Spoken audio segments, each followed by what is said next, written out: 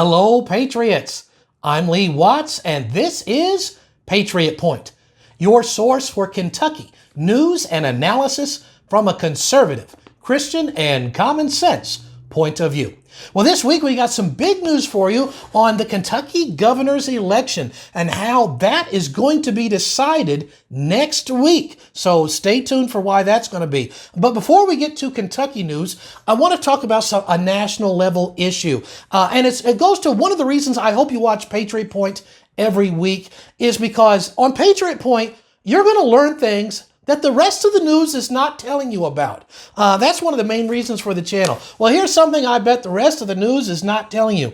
Did you know that the director of the CDC this week, CDC director is a lady by the name of Dr. Rachel Walensky, and the poor thing has come down with COVID again. Yes, she's had it multiple times now, and the tragedy of it is she's fully vaccinated. She's had 3 doses, maybe 4 doses, and she caught it again. So I'm hoping that she does make a full and a quick recovery. And just FYI, I haven't had any doses, and I don't have it. Just thought I'd throw that in for free.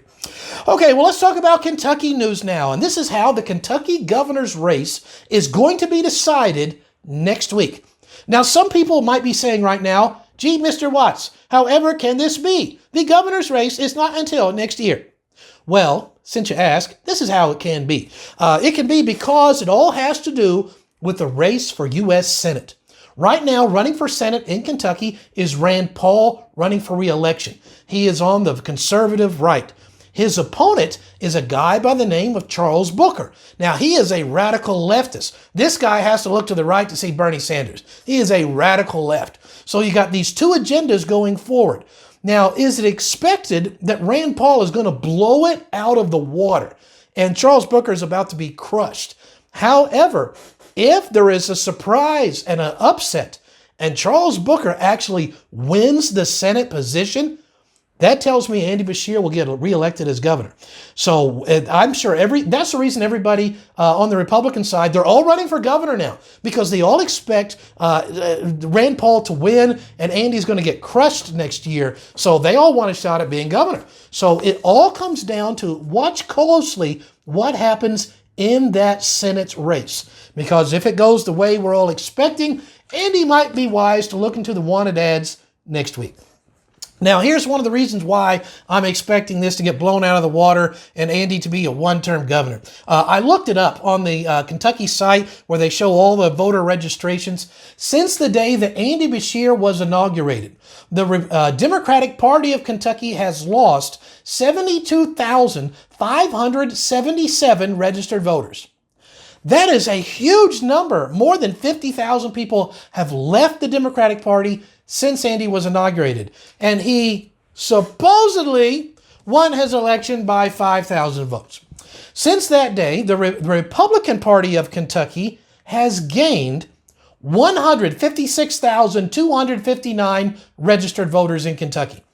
That is a huge, massive margin. I think the D behind Andy Beshear's name next year stands for doomed. We're doomed. Doomed! We're doomed! As I predicted, we're doomed! You're doomed!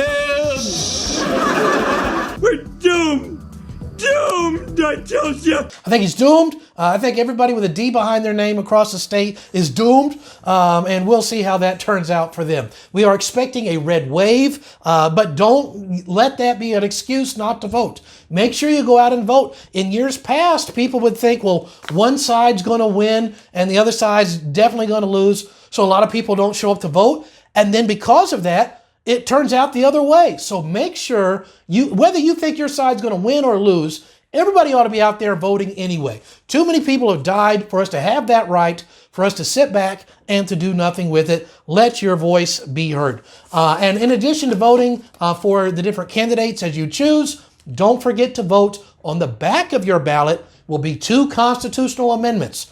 I will be voting no on 1, yes on 2.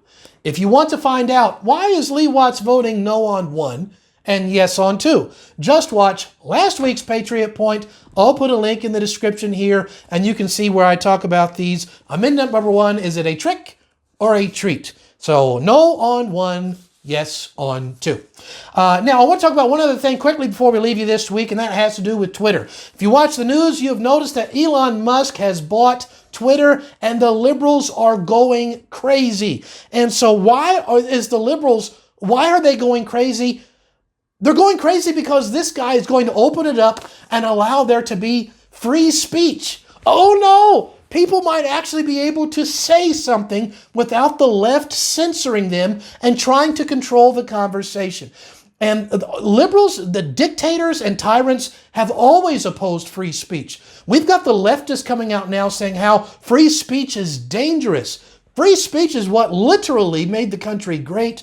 They would have banned that. The British would have banned that during the Revolution. Free speech all the way. And let me tell you about some of the revelations we've seen because of that. When Elon Musk went to buy Twitter, they had banned President Trump for life. But his son, Trump Jr., he still had an account.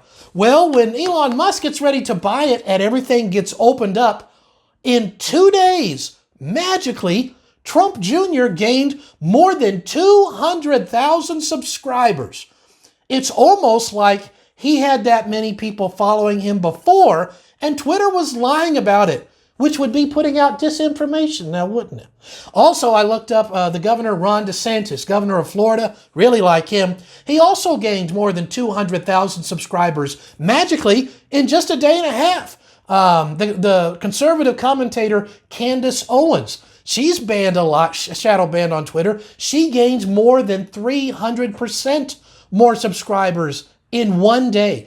And then there's a political candidate, a lady by the name of Carrie Lake, running for governor in Arizona. She gained more than 600% subscribers in one day. We're seeing, again, the left is artificially making it look like people aren't following the conservatives and they are following the liberals. By the way, I checked the liberal numbers overnight. Kamala Harris lost more than 28,000 subscribers.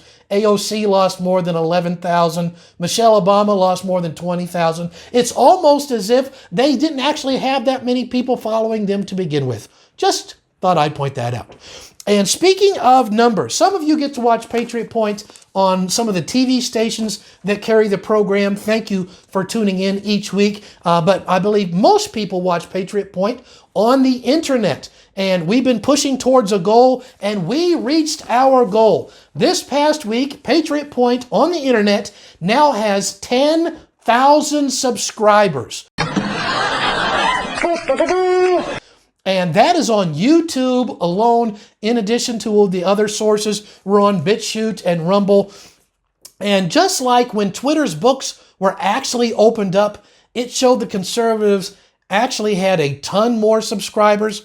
My guess is the same thing is going on with YouTube. My guess is, even though 10,000 is great, I'm super happy about it, I guess we probably have a lot more subscribers than what they're even showing us. So my wife was saying I should do something special because we have 10,000 subscribers now.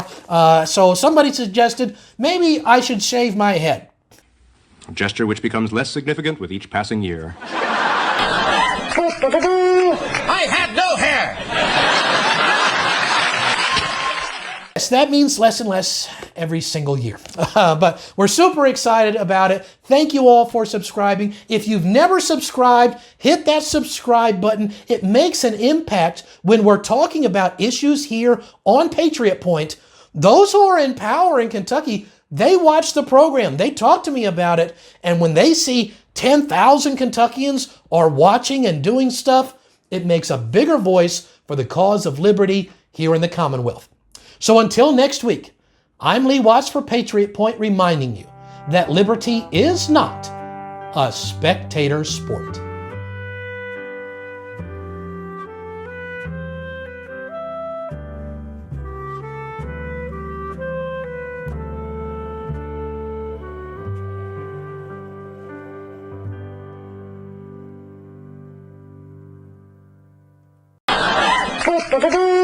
I have no